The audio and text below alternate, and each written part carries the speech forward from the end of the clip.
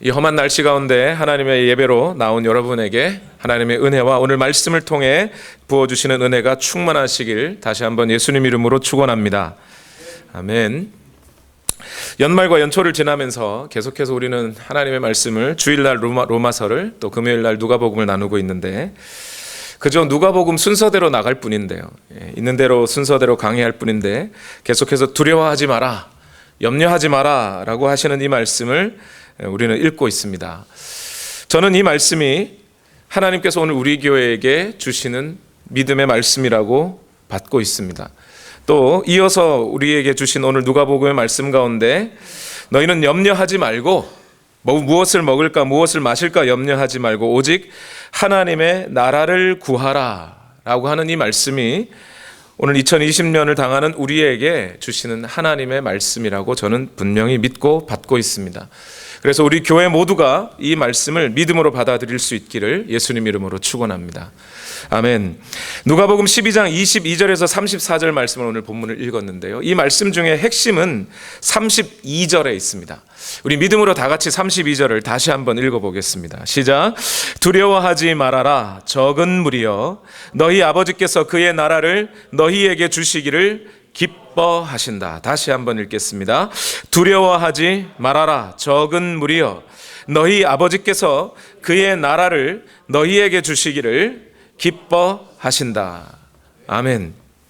요즘 TV 뉴스나 신문, 인터넷 뉴스 같은 걸 보면 세계에 돌아가는 정세가 상당히 어수선합니다. 미국이 이란 공격했고 그래서 솔레이만이라고 하는 이란의 지도자죠. 호메이니 다음으로 가는 두 번째 지도자라고 하는데 그 솔레이마니가 사망을 했고 그 사망 덕분에 이란의 보복 폭격이 있었고요. 오늘 뉴스에 보니까 미국 국무장관이라고 하는 마이크 폼페이오라고 하는 사람이 말하기를 얼마 전에 있었던 그 우크라이나 여객기가 추락했던 사고가 있었죠. 그 사고도 역시 이란의 폭격에 의한 것이라고 그는 본다는 거죠.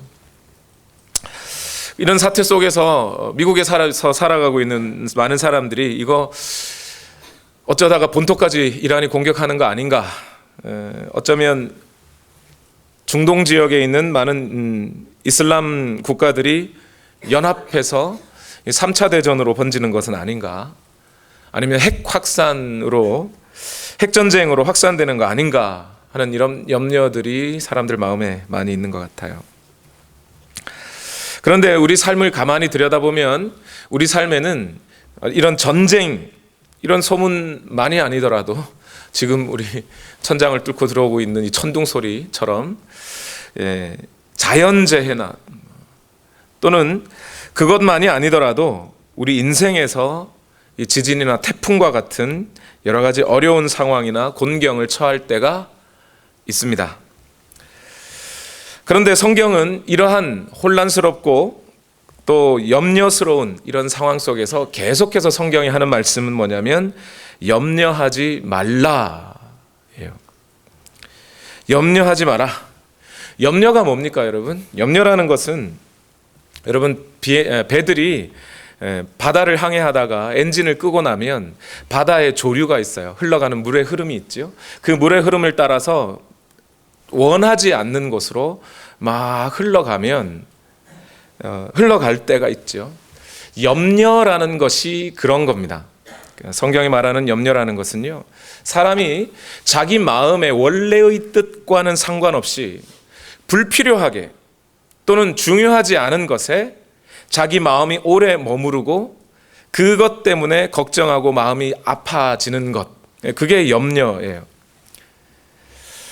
이 세상 사람들이 그렇게 생각했을 때 이 세상 사람들이 가장 많이 염려하고 있는 게 뭐겠습니까, 여러분? 분명히 우리는 전쟁에 관한 뉴스를 들었지만 여러분 전쟁 자체 가지고 고민하는 사람들이 있나요? 염려하는 사람들이 있습니까? 전쟁이 저거 핵전쟁 되는 거 아니야? 라고 했을 때 원래 핵폭탄이 지름 20km 한 방 터뜨리면 지름 20km 정도가 쑥대밭으로 변하는데 20km가 아니고 21km로 터지면 어떡하지? 이런 것 가지고 염려합니까, 사람들이? 그런 거 가지고 염려하지 않아요. 이란과 관계가 안 좋아졌다라고 하면 사람들이 염려하는 것은 전쟁 나면 어떡하지? 에서부터 생각이 어디로 흘러가요? 전쟁 나가지고 환율이 오르면 어떡하지? 전쟁 나서 기름값 오르면 어떡하지? 사람들이 계속해서 고민하고 그 생각에 내가 원하지도 않으면서도 내 생각의 흐름에 따라 원하고 자꾸 걱정하는 것은 뭐에 관한 걱정이 가장 많아요? 돈, 재물에 관한 걱정이 가장 많이 있습니다. 그러고 보면 오늘날 세상 사람들이 가장 많이 걱정하고 살아가는 것도 뭐냐면 어떻게 하면 승진하는가? 어떻게 하면 우리 비즈니스가 더 잘 되는가? 어떻게 하면 내가 좀 더 많은 연봉을 받을 수 있는 직장에 갈 수 있는가? 어떻게 하면 내가 직장에서 은퇴하고도 잘 먹고 살 수 있을까? 이런 것들이 가장 큰 걱정이에요. 핵폭탄보다 무서운 게 모기지죠. 그게 더 무서워요, 사람들에게는.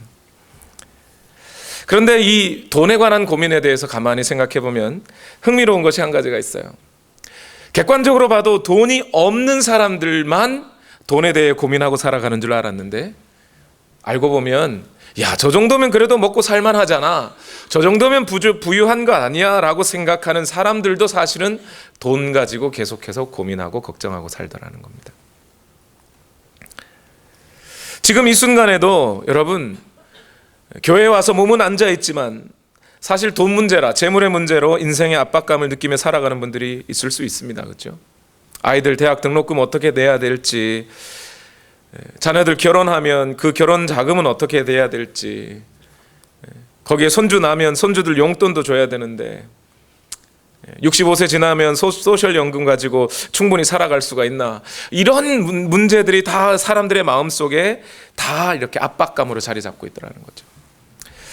만일 지금이라도 여러분 물질 때문에 고민하고 압박감이 크게 느껴지고 있는 분들이 있다면 바로 지금 이 순간, 하나님의 말씀을 접하고 있는 바로 이 순간이야말로 그 모든 물질에 관한 돈과 염려와 걱정으로부터 여러분의 마음을 하나님의 은혜로 옮겨서 하나님의 베풀어 주신 은혜를 묵상해야 될 때가 바로 지금입니다. 왜 그런가 하면 여러분 한번 잘 생각해 보십시오.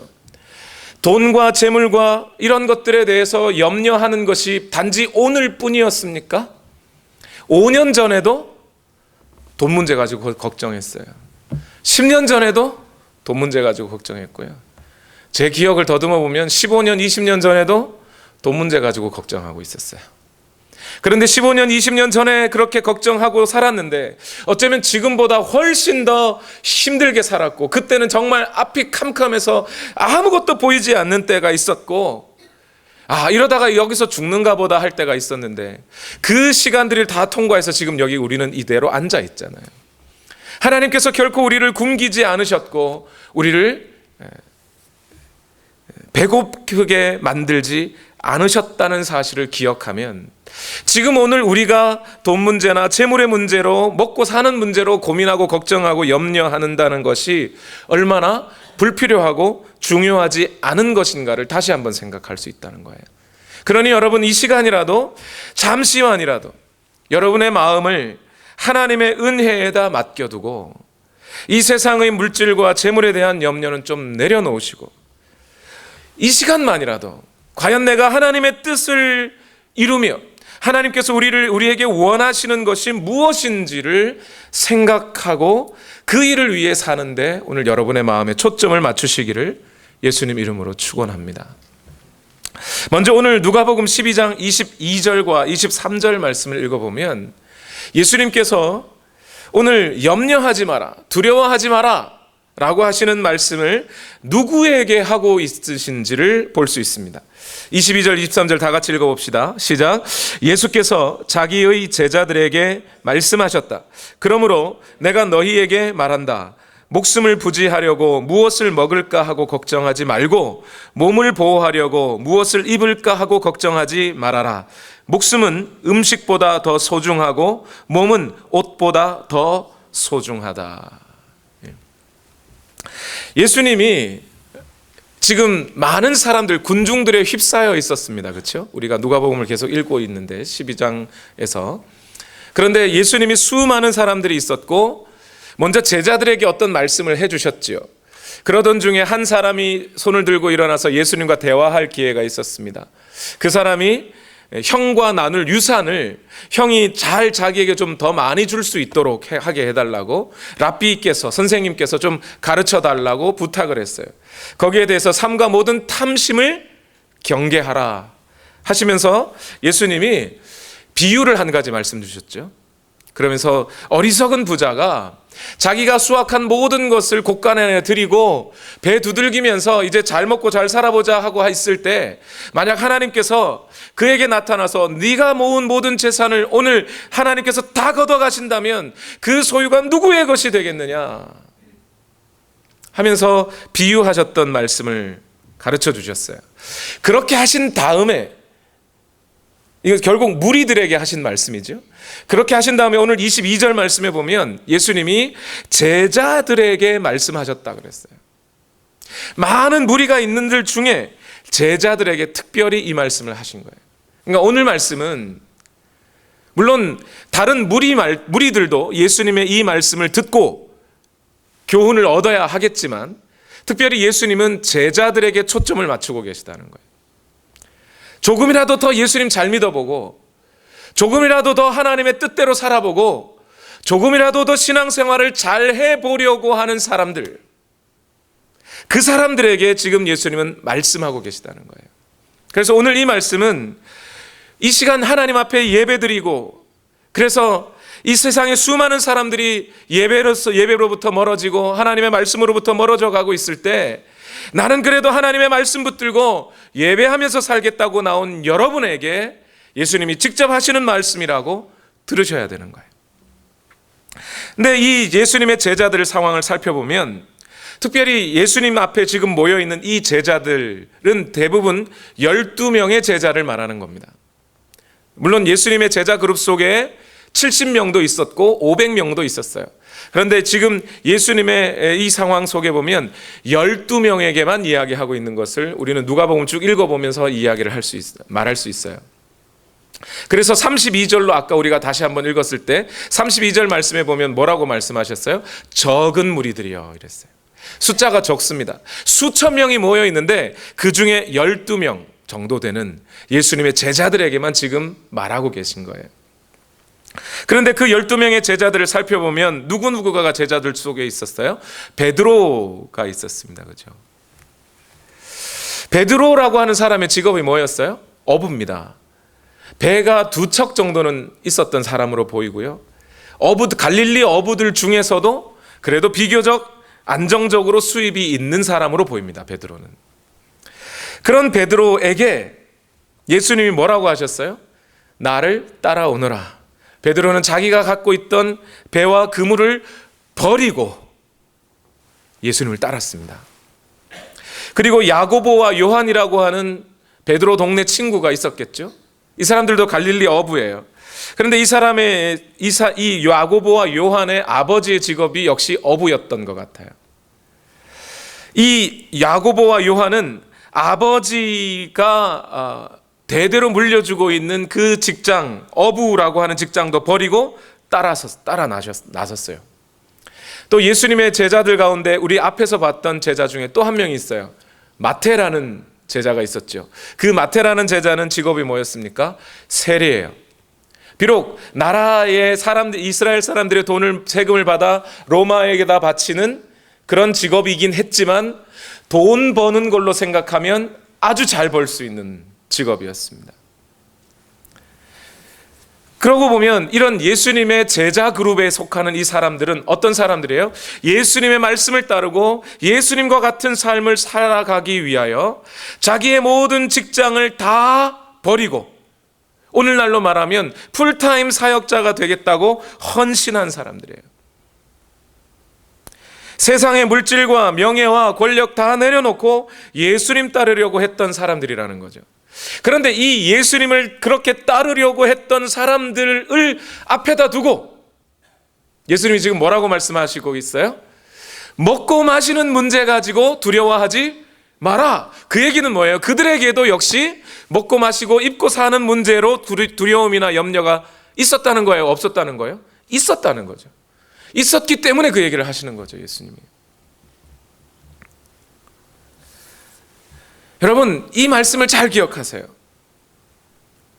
오늘날 풀타임 사역자로 헌신하고 살아가는 그 사역자들의 마음에도 먹고 사는 것에 관한 문제와 또 입고 사는 것에 관한 그 문제는 삶의 큰 무게인 것은 사실이에요. 예수님은 그런데 그들에게 두려워하지 말고 그런 것들 가지고 염려하지 마라 라고 얘기하고 계세요. 무엇을 먹을까, 무엇을 입을까 염려하지 마라. 이 말씀 들으면 이해는 돼요. 서로 여러분들 환경이나 어려움 속에 있는 집사님들끼리 앉으면 다 그런 얘기 하잖아요. 하나님께 맡겨, 인생을 하나님께 맡겨, 염려하지 말라 그랬잖아, 두려워하지 말라 그랬잖아, 그렇게 말씀을 합니다. 그런데 그런 이야기를 주고받을 때마다 항상 무슨 생각이 들어요? 말은 쉬운데 그거 어떻게 할 수 있어요? 어떻게 사람이 염려 안 하고 살아가요? 먹고 마시는 문제, 입고 사는 문제, 의식주 문제 가지고 염려 안 하고 어떻게 인생이 그렇게 살아갈 수 있습니까? 그런데 오늘 말씀에 착안을 다시 한번 해봐요. 모든 사람에게 예수님이 말하지 않아요. 제자들에게 얘기하고 있다고요. 그 얘기는 단순히 제자들에게 제자들은 저 무리들, 허다한 무리들과는 다른 뭔가 또 다른 어떤 의도와 목적과 인생의 의미가 있기 때문에 그들에게 염려하지 말라고 얘기하는 거겠죠. 예수님을 믿지 않고 허다하게 그냥 예수님을 그냥 따라다녔던 수천 명의 군중들에게 예수님이 이런 말 안 한단 말입니다. 그래서 오늘 염려하지 말라라고 하는 이 말씀의 의미를 가만히 들여다보면 염려하지 말아야 할 이유 또는 염려하지 않고 살아갈 수 있는 비결이 될 만한 것이 발견이 돼요. 먼저 여러분, 염려하지 말라는 이 말씀은 무엇과 관련이 있냐면 우리의 인생의 목적이 무엇인가와 관련이 있어요. 우리의 인생의 목적이 무엇인가를 정확하게 이해하고 받아들인다면 염려들을 내려놓을 수 있습니다. 이게 무슨 말인가? 여러분, 사람들이 살아갈 때 가장 큰 목적이 뭔가요? 이 세상 사람들이 다 무엇을 목적으로 살아가고 있죠? 오늘날 대부분 사람들에게 물어보면 당신의 삶의 목적이 뭐냐라고 물어보면 행복하게 사는 거라고 얘기해요. 이 행복이라고 하는 것을 다른 말로 바꾸면 뭐가 되냐면 자기 만족이에요. 먹고 마시고 좋은 옷 입고 맛있는 거 먹어서 요즘 소확행이라 그러나요?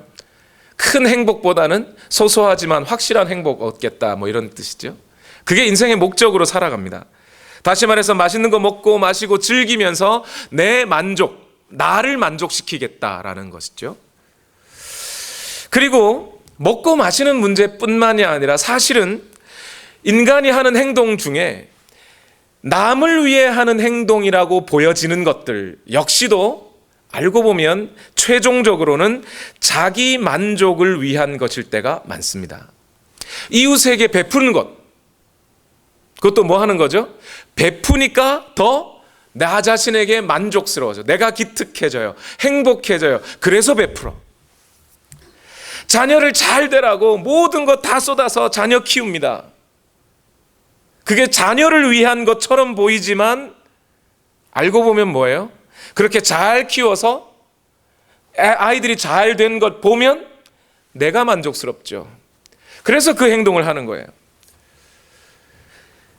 어떤 모임의 장이 된다거나 해서 그 모임을 내가 잘 일으켜 보겠습니다. 하나의 미라립이 되어서 내가 이 모임을 잘 일으켜 보겠습니다 하고 자기를 희생하는 것 같지만 결국 그 모임을 잘 일으켜서 잘 되면 내가 만족스러운 거죠. 힘을 키워 나라의 통치자가 되겠어 나라를 위해서 살아보겠다라고 하지만 사실 알고 보면 그 나라가 잘된 것으로 내 만족하고 살아가려고 하는 게 사람의 목적이에요. 알고 보면. 그래서 사람들은 그 나의 만족이 되려고 하는데, 내 만족이 목적인데 그 내가 만족하려는 것에 방해가 되는 어떤 것들이 생겨나면 불안하고 염려하고 두려워하는 거예요. 당장 먹고 마시는 문제 가지고 내 만족이 안 될 경우 두려운 거죠. 단순히 없는 게 문제가 아니에요. 먹고 마시는 문제 자체의 문제보다 먹고 마시는 것이 모자라지면, 없어지면 내 만족이 안 될까 봐 걱정되는 거예요, 사실은. 자녀들이 탈선하면, 물론 그 자녀 자체에 대한 부모님의 마음을 이해 못하는 게 아닙니다. 저도 부모인데요. 그 자녀들이 걱정됩니다. 그런데 예를 들어 자녀들이 사람들 앞에 번듯하게 살 만큼 되지 않으면 어떻게 되죠? 누가 부끄러워요? 내가 부끄러워한단 말이에요. 왜 내가 부끄러운 거죠? 내가 잘못 키웠나요? 아니요, 내 만족이 얻어지지 않을 것 같으니까. 반대로 아이들 잘 키워서 사람들 앞에 자랑해서 그 사람들이 아이들 때문에 나를 부러워하면 내가 만족스러운 거죠? 사람들이 이러고 살아간다는 거예요.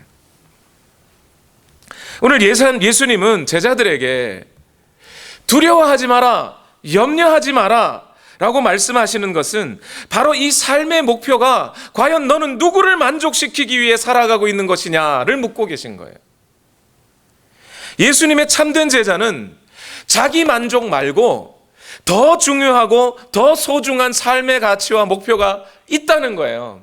이 세상 사람들이 갖고 있는 자기 만족이라고 하는 그 목표 말고 예수님의 제자들에게는 더 중요한 목표들이 있다는 겁니다. 하나님 나라의 백성들에게는, 하나님의 자녀들에게는, 하나님의 가족들에게는 더 중요한 인생의 목표가 있다는 거예요. 그 인생의 목표를 발견하게 될 때 그 목표는 내 노력으로, 돈이 없다고 해서, 재물이 없다고, 못 먹는다고 해서 그 목표가 채워지지 않는 게 아니거든요. 그 목표는 나중에 나올 겁니다만. 그러니 그 목표가 바뀌는 사람들은 인생에서 먹고 마시는 문제 때문에 염려하지 않을 수 있게 되는 거예요. 단순히 먹고 마시는 문제, 나를 만족시키는 문제보다 더 중요한 인생의 목적이 있다는 것을 인정하라는 것이 오늘 말씀이에요. 두 번째 비결은 뭐냐면 하나님을 신뢰하라는 겁니다. 무엇을요? 어떤 하나님을요? 필요를 채우시는 하나님을 신뢰하라는 겁니다. 사실 하나님이 인생에서 우리에게 우리의 필요를 공급하신다고 하는 신뢰를 놓치게 될 때 우리는 염려하게 됩니다. 한국전쟁이 끝나고 나서요. 끝나고 나서 총성이 멈췄습니다. 전쟁 고아들을 모아서 사는 분들이 있었어요. 많은 나라들이 그때 한국을 도와주셨죠. 제가 들은 이야기는 뭐냐면 한 미국인이 한국의 전쟁 고아들을 모아서 고아원을 차려서 살아가고 있는데 아이들이 밤에 잠을 자지 않더라는 거예요. 고아로 사는 아이들이요. 청송도 그쳤고 이제 전쟁 전선으로부터 훨씬 후방에 있음에도 불구하고 아이들이 밤에 잠을 자지 못하는 거예요. 왜 밤에 잠을 자지 못할까? 그 직원들이 아이들에게 물어봤어요. 잠 못 이루는 아이들에게. 왜 잠을 못 자니? 그랬더니 아이들 대답이 뭐냐면 내일 아침에 일어나서 밥 못 먹을까 봐 걱정된다는 거예요. 눈 감고 일어나면 내일 밥 굶을까 봐. 뭐 먹고 사나. 그래서 그 고아원을 운영하던 분이 그날 밤에 아이들에게 빵을 한 손에 쥐어주라고 했대요. 그랬더니 잠이 들더랍니다. 여러분, 여러분의 자녀들이 만약 이런 문제 때문에, 내일 먹고 사는 문제 때문에, 내일 아침에 밥 굶을까 봐 내가 아침에 옷 입고 가야 되는데 엄마 아빠가 옷을 안 사줄까 봐 그것 때문에 아이들이 염려하고 걱정하는 아이들이 있습니까? 아니 만약에 그것 때문에 아이들이 염려하고 걱정하고 있다면 여러분 마음이 어떨까요? 부모님의 마음은 어떨까요? 이제 초등학교도 들어가지 않은 아이들이 엄마 내일 아침에 나 밥 못 먹을까 봐 걱정돼.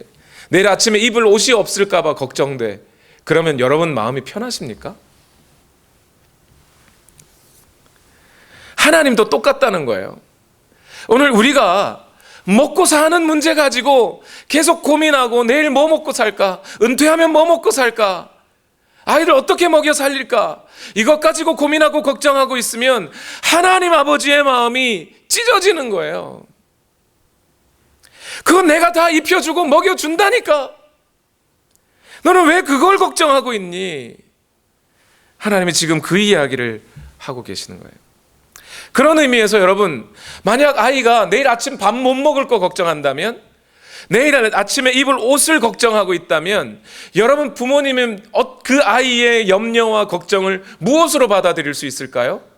엄마 아빠에 대한 불신으로 받아들일 수밖에 없죠. 엄마 아빠가 여기 있는데 어떻게 너에게 옷을 안 입혀준다는 거야? 어떻게 너에게 밥을 안 준다는 거야? 왜 그런 걱정하는 거야? 엄마 아빠 못 믿니?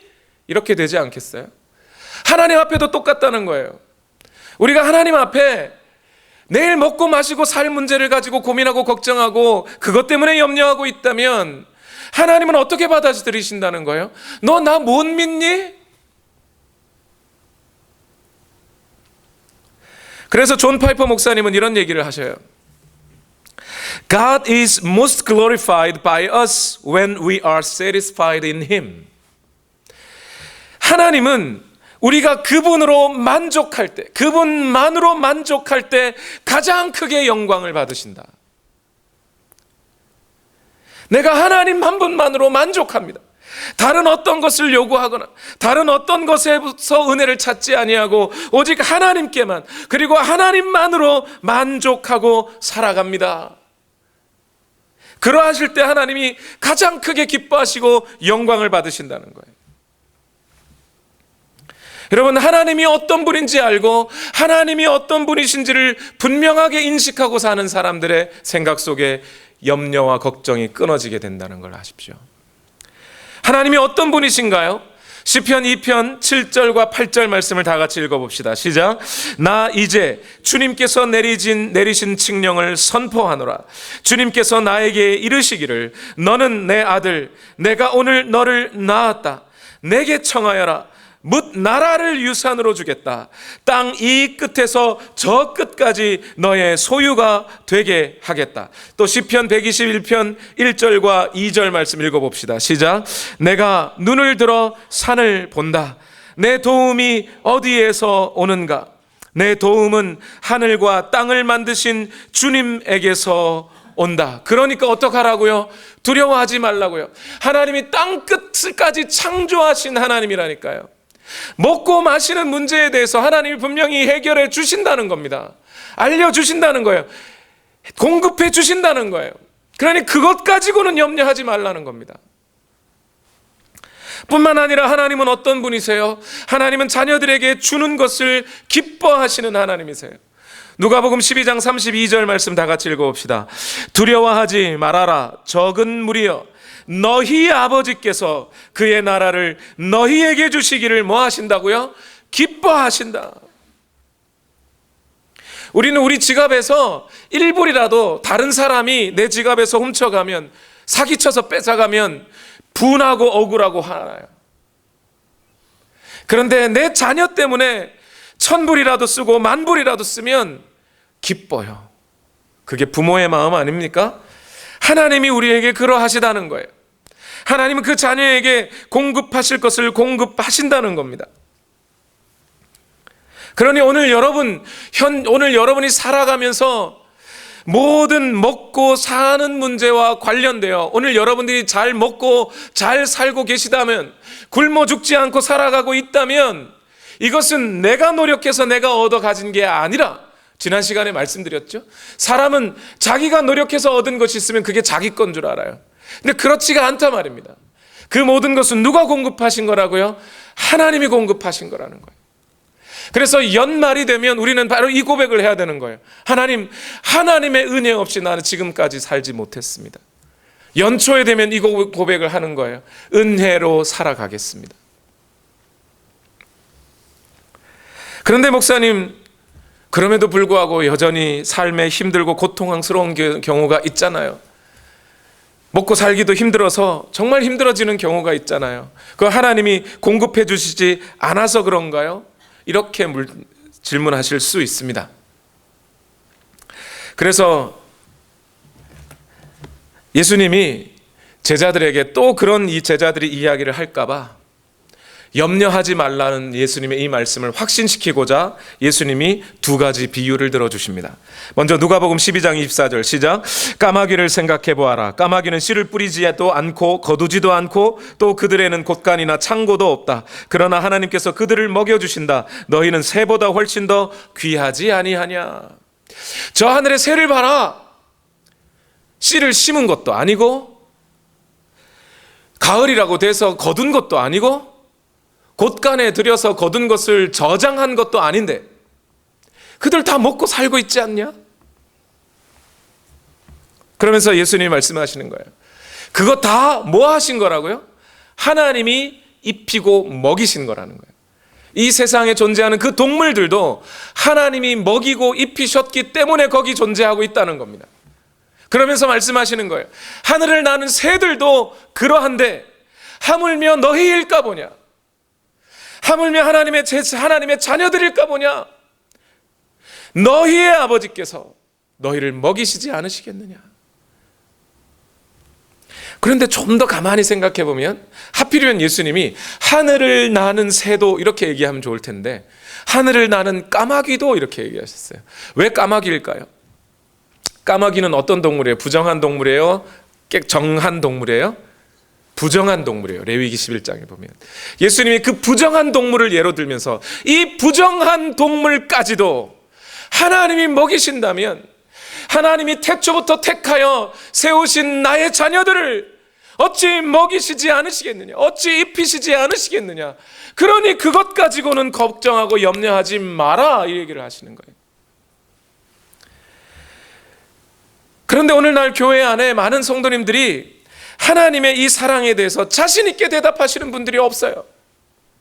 왜냐하면 내가 내 현재 상황, 내 인생의 고민들을 돌아보니까 이거 뭐 하나님이 입히신 것 같지가 않거든요. 하나님이 먹이신 것 같지 않거든요. 너무 힘들고 고난 있고 너무 아픈 것들만 보이거든요. 그러니까 확실히 서지 않아요. 하나님이 나를 먹이셨다는 것, 하나님이 나를 입히셨다는 것이 확신이 들지 않는 거예요. 그런데 저는 오히려 좀 우리의 생각이 바뀌어야 된다고 생각해요. 여러분, 여러분의 인생이 또는 여러분의 상황과 처지가 아무리 가난해도 차 한 대는 있죠. 컴퓨터 한두 대는 있잖아요. 오늘 밥은 안 굶으셨죠. 차 한 대 있고 컴퓨터 한두 대 있고 밥 안 굶고 오늘 사셨다면 오늘 이 세계 지구촌 100% 중에 여러분 2% 안에 드는 부자세요.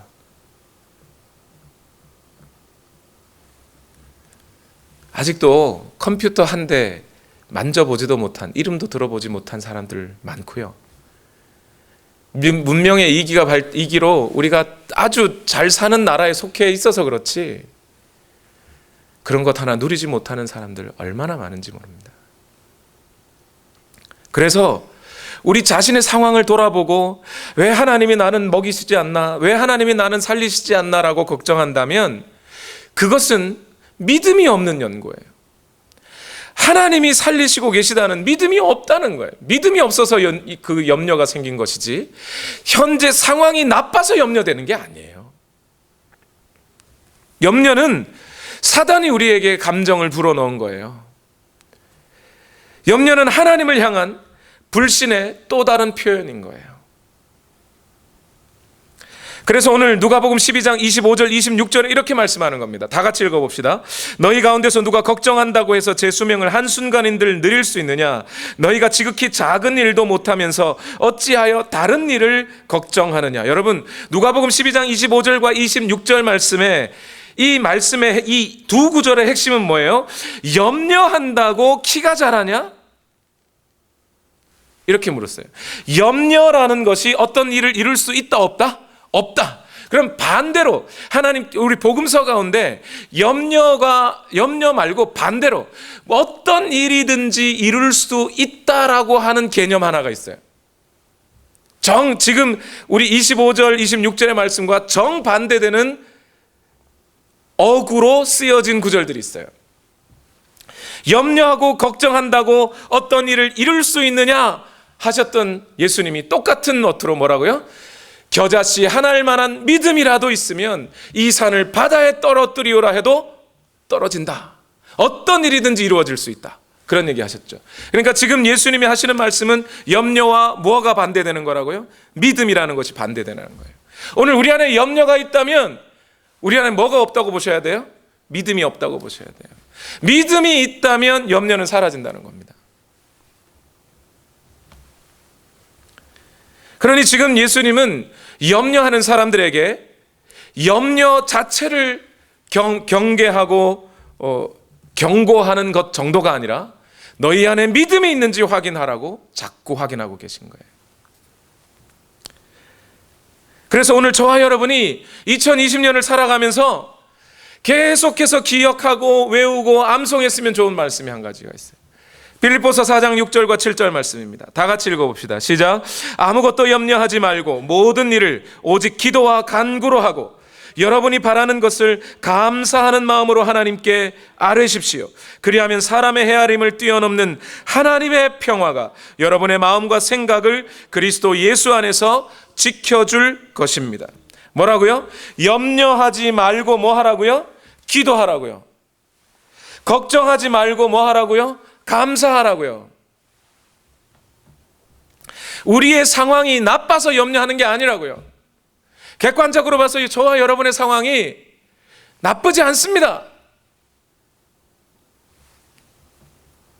내 욕심, 내 만족을 이루려다 보니 내 상황이 안 좋아 보이는 것일 뿐 정말 나쁜 게 아니에요. 그런데 자꾸 염려와 믿음 없는 불신의 눈으로 이 세상을 바라보다 보니 염려가 생긴 거죠. 불만이 생긴 거죠. 그러니 오늘 우리에게 필요한 것은 이 믿음의 눈인 겁니다. 믿음의 눈을 들고 이 세상을 보고 우리의 현실을 봐야 하는 거예요.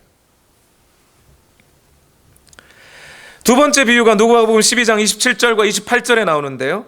제가 한번 읽어보겠습니다. 백합꽃이 어떻게 자라는지를 생각해 보아라. 수고도 하지 아니하고 길쌈도 하지 않는다. 그러나 내가 너희에게 말한다. 자기의 온갖 영화로 차려입은 솔로몬도 이 꽃 하나만큼 차려입지 못하였다.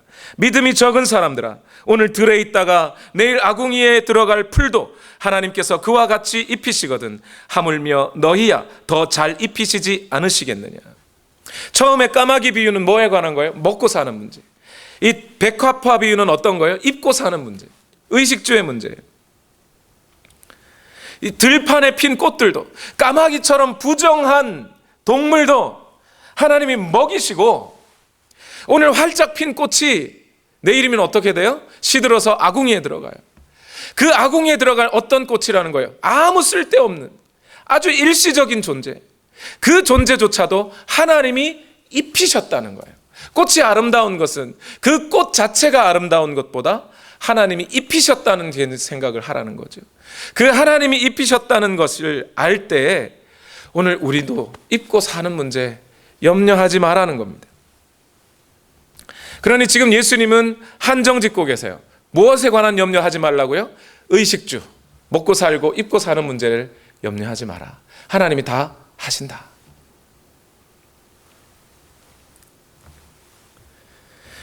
그래서 여기서 여러분 전혀 염려하지 말라는 얘기는 아니에요. 예수님 얘기는 염려 자체를 하지 마라, 아니면 어떤 것에 대해서도 염려하지 마라, 이런 뜻이 아니에요. 때로 어떤 것은 염려해야 할 것이 있어요. 염려하면 이득이 되는 것들이 있어요. 예를 들어서 내가 과연 예수 그리스도 안에 살아가고 있는 자인가? 이건 아주 유익한 겁니다. 우리 자신이 죄로부터 멀어지게 하고 우리가 하나님 앞에 더 가까이 나아갈 수 있게 하는 염려예요. 이런 것들은 좋은 것입니다. 성경에서도 우리 자신이 예수 그리스도 안에 있는지 테스트 해보라 그랬어요. 확인해보라 그랬어요. 그것을 염려하는 것은 잘하는 겁니다. 그래서 더 하나님 앞으로 나아갈 수 있게 하는 것이니까요. 그러나 그것 말고 우리를 하나님으로부터 멀어지게 하는 염려들이 있는데, 그것이 바로 먹고 사는 것, 입고 사는 것에 관한 염려라는 거예요. 그러면 이제 참된 예수님의 제자들은 무엇을 추구하고, 아까 말씀드렸듯이 나 자신의 만족이 아닌, 나를 만족시켜가는 것이 아닌 무엇을 목적으로 살아가야 하는 건가요? 무엇을 기도하고 간구하고 구하며 살아가야 하는 건가요? 누가복음 12장 31절에서 33절 다 같이 읽어봅시다. 시작. 그러므로 너희는 그의 나라를 구하여라. 그리하면 이런 것들을 너희에게 더하여 주실 것이다. 두려워하지 말아라. 적은 무리여, 너희 아버지께서 그의 나라를 너희에게 주시기를 기뻐하신다. 너희 소유를 팔아서 자선을 베풀어라. 너희는 자기를 위하여 낡아지지 않는 주머니를 만들고 하늘에다가 없어지지 않는 재물을 쌓아두어라. 거기에는 도둑이나 좀의 피해가 없다. 분명히 말씀하시죠.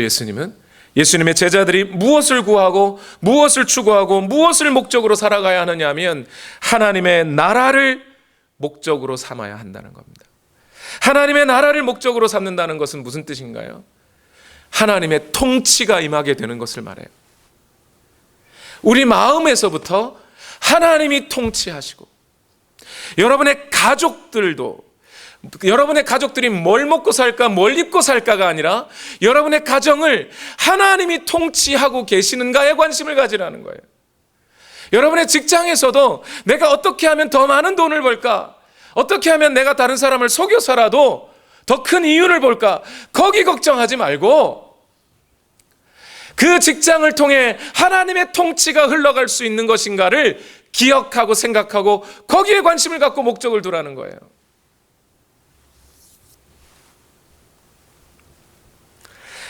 저는 이 모든 말씀 속에 어떤 분들은 이렇게 말하면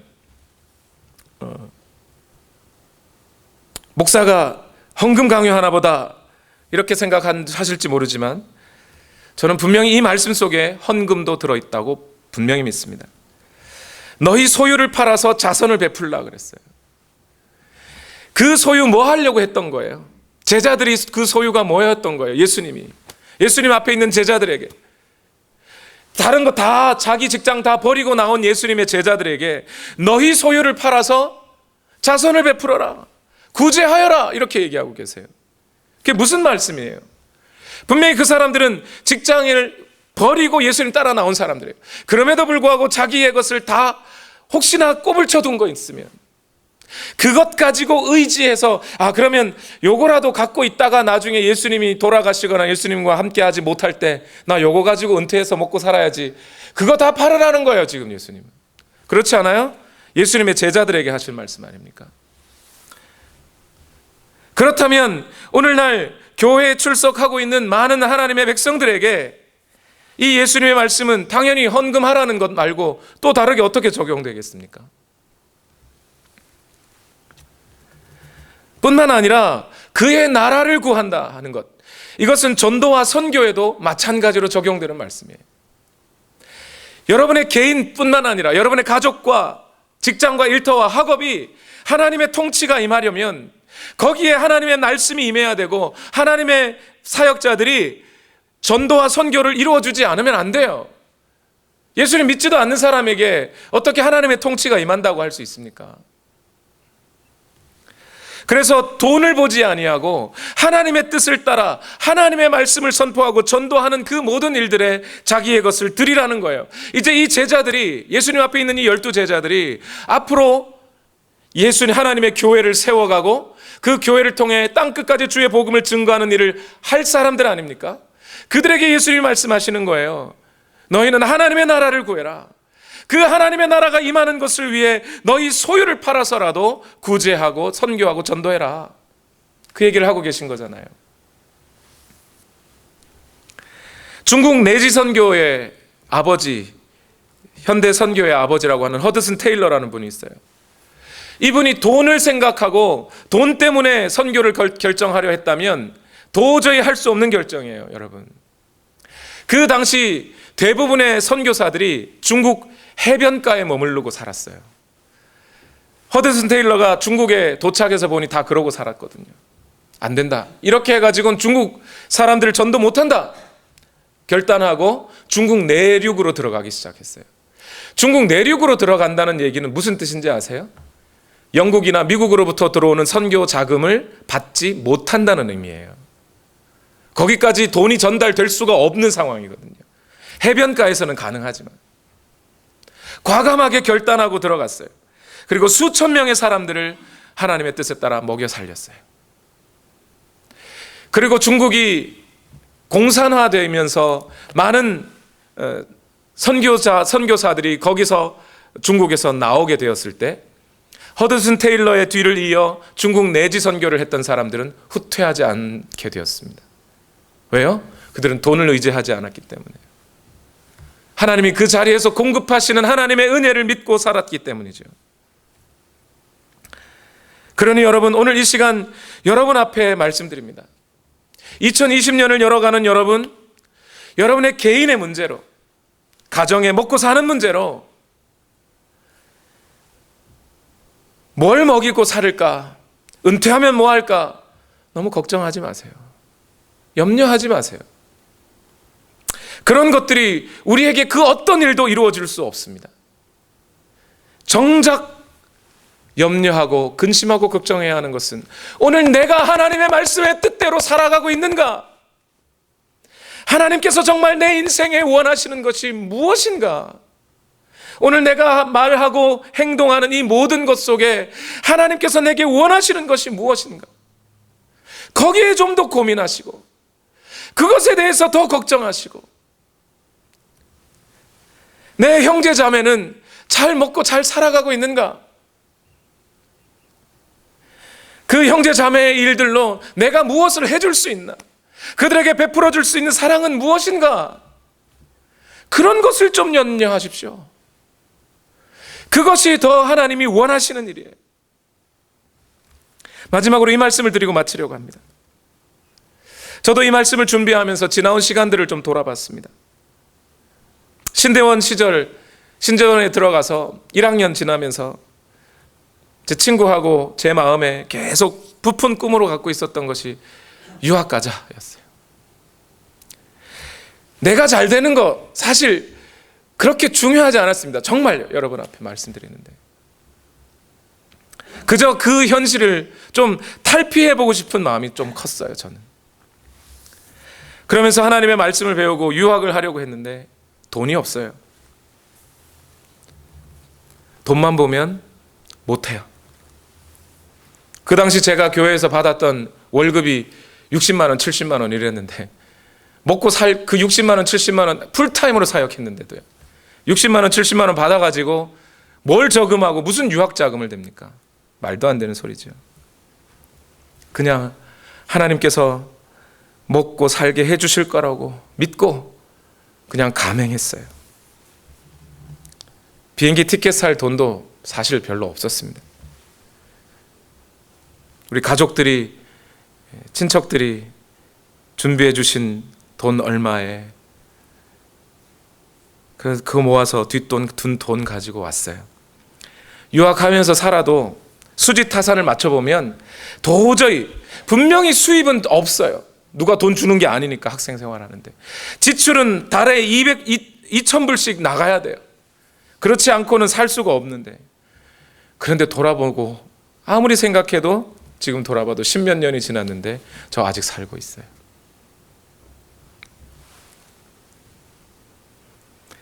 그걸 생각해 보면 하나님께서 먹이신 것이라고 믿습니다. 앞으로도 그럴 겁니다. 오늘 이 시간 힘들고 어렵고 고통스러운 생활을 지나고 있는 여러분, 다시 한번 우리 삶을 돌아보고 이 모든 것을 하나님이 입히셨다고 믿음으로 고백하시기 바랍니다. 그러할 때 그 지금의 어려운 과정에 힘들고 고통의 인생의 압박 속에서도 우리에게 더 좋은 것으로, 더 선한 것으로 주시기를 기뻐하시는 하나님께서 우리에게 하나님의 나라를 선물로 주실 줄로 믿습니다. 온 우주 만물을 지으신 하나님이 그 모든 하나님의 유산을 우리에게 주실 것을 믿습니다.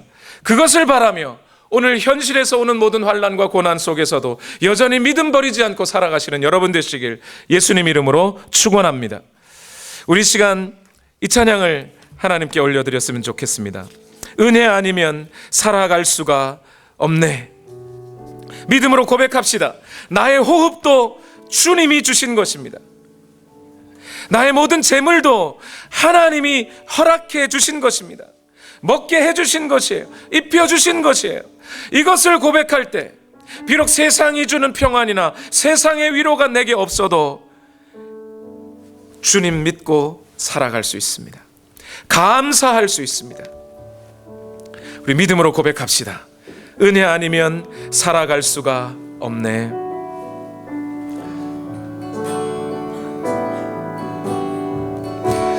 은혜 아니면 살아갈 수가 없네. 호흡마저도 다 주의 것이니 세상 평안과 위로 내게 없어도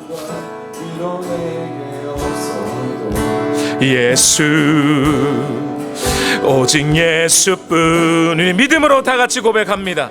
은혜 아니면 살아갈 수가 없네. 은혜 아니면 살아갈 수가 없네. 호흡마저도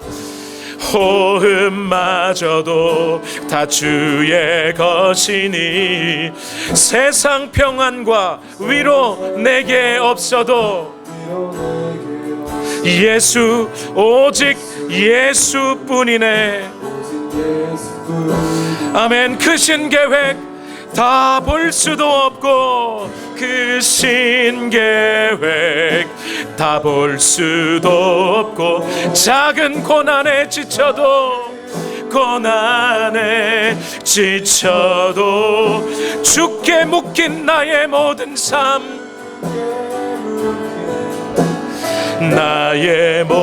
삶 버티고 견디게 하시네.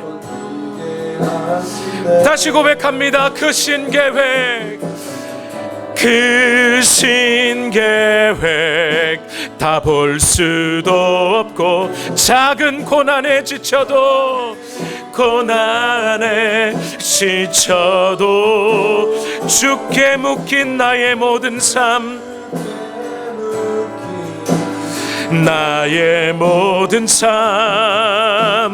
버티고 견디게 하시네. 은혜 아니면 살아갈 수가 없네. 은혜 아니면 살아갈 수가 없네. 호흡마저도 다 주의 것이니 참된 평안과 위로 내게 주신 주 예수 오직 예수뿐이네. 여러분, 우리 힘내라고 찬양하는데 이렇게 가라앉아서 찬양하면 됩니까? 우리 하나님이시여 하나님이시여 우리 다시 찬양합시다. 우리 믿음 가지고 고백합시다. 예수님이 우리에게 말씀하셨어요. 내 아버지가 너희에게 좋은 것으로 주시기를 기뻐하신다가 아니에요. 너희의 아버지가, 너희의 하나님이 너희에게 좋은 것으로 주시기를 기뻐하신다는 거예요. 그 하나님 앞에 그 하나님을 나의 하나님으로 고백하며 우리 이 찬양 다시 올려드립시다. 하나님이시여 하나님이시여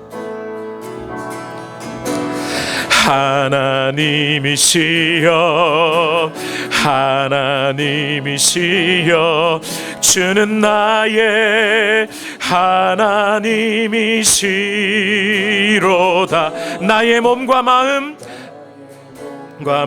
주를 갈망하며 이제 내가 주께 고백하는 말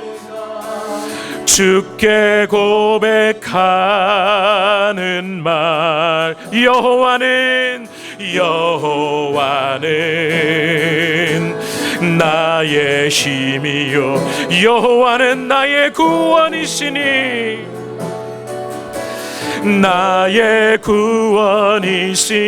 내가 누구를 두려워하리요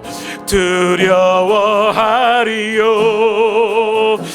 여호와는 생명의 피난처, 주의 인자가 생명보다 나음으로 내 입술이 여호와를 찬양하리. 내 평생에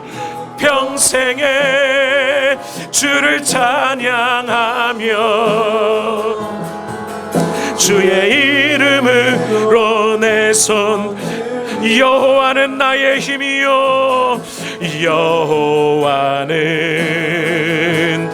나의 힘이요, 여호와는 나의 구원이시니. 땅 끝까지 창조하신 하나님, 그 하나님이 나의 아버지시니 누구를 두려워하며 그 어떤 것을 염려하리요. 여호와는 생명의 피난처시니 주의 인자가 생명보다 나음으로 내 입술이 여호와를 찬양하리. 내 평생에 주를 찬양하며 주의 이름으로 내 손 들리라. 우리 이 시간 다 같이 고백하며 이 시간 기도할 때에, 하나님, 내가 주님만 바라봅니다. 이 세상에 의지할 것이 없습니다. 나의 만족을 구하지 않습니다. 내 행복이 내 인생의 목표가 아닙니다. 오직 하나님만 나의 목표이니, 하나님께서 나를 사랑하시고 하나님께서 우리를 구원하시는데 그 누가 감히 막을 수 있으며 그 어떤 세력들이 하나님의 사랑에서 끊을 수 있으리요. 주여, 오늘 우리가 하나님께서 우리에게 허락하신 그 구원의 삶을 살아가기 원하오니, 하나님, 오늘 우리의 인생 가운데 염려와 두려움 사라지고 오직 하나님만 바라보며 나를 도우시는 그 하나님만 바라며 살아가는 나의 인생 되게 하여 주옵소서. 우리 다 같이 주여 한번 외치시고 합심하여 통성으로 기도하겠습니다. 주여, 주여, 우리에게 오늘도 역사하여 주시옵소서. 하나님, 오늘도 이 시간 하나님을 바랍니다. 주님을 사모합니다. 주님을 바랍니다. 오늘도 역사하여 주시옵소서. 하나님의 영이 오늘 우리를 붙들어 주시기를 원합니다. 하나님, 인도하여 주시옵소서. 하나님이여, 역사하여 주시옵소서.